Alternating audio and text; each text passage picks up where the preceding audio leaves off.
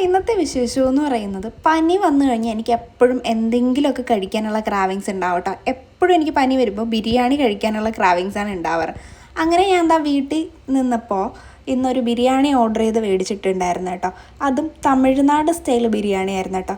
But ഞാൻ ഇത്രയധികം പ്രതീക്ഷിച്ചില്ല, കാരണം ഓൾറെഡി വാകയിപ്പൊക്കെ ഉള്ളതുകൊണ്ട് തന്നെ ഫുഡൊന്നും എനിക്ക് നന്നായിട്ട് കഴിക്കാൻ പറ്റുന്നില്ലായിരുന്നു കേട്ടോ. പക്ഷേ ഇത് പൊട്ടിച്ചെടുത്തപ്പോഴത്തേക്കും ആദ്യം തന്നെ ഞാൻ എടുത്തത് ഈ ഒരു ഹൽവയാണ് കേട്ടോ. ഇത് ഗോതമ്പ് ഹൽവയാണെന്ന് തോന്നുന്നു, പക്ഷേ അടിപൊളി സാധനമായിരുന്നു കേട്ടോ.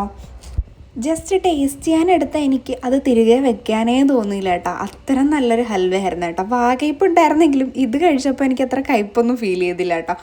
അതിനുശേഷം എന്നാൽ പിന്നെ നമുക്ക് ഓരോന്നായിട്ട് തുറക്കാമെന്ന് വിചാരിച്ചു കേട്ടോ.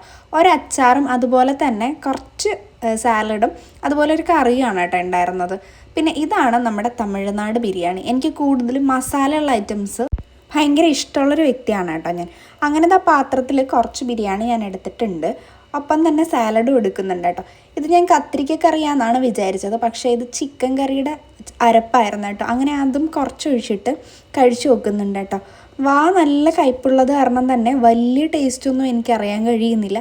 പിന്നെ എന്തായാലും കഴിക്കുന്നു എന്നുള്ളൊരു സമാധാനം ഉണ്ട് കേട്ടോ. അപ്പോൾ എന്നെപ്പോലെ പനി വരുമ്പോൾ ബിരിയാണിയോ പൊറോട്ടയോ ചിക്കനോ ഒക്കെയോ അല്ലെങ്കിൽ മറ്റെന്തെങ്കിലുമൊക്കെ കഴിക്കാൻ ക്രാവിങ്സ് വരുന്നവർ എന്തായാലും ഈ വീഡിയോയ്ക്ക് കോമൻറ്റ് ചെയ്യാൻ മറക്കണ്ട കേട്ടോ. അപ്പോൾ ഞാൻ എന്തായാലും കഴിക്കട്ടെ. അപ്പോൾ അടുത്തൊരു വീഡിയോ കാണും വരെ ബൈ.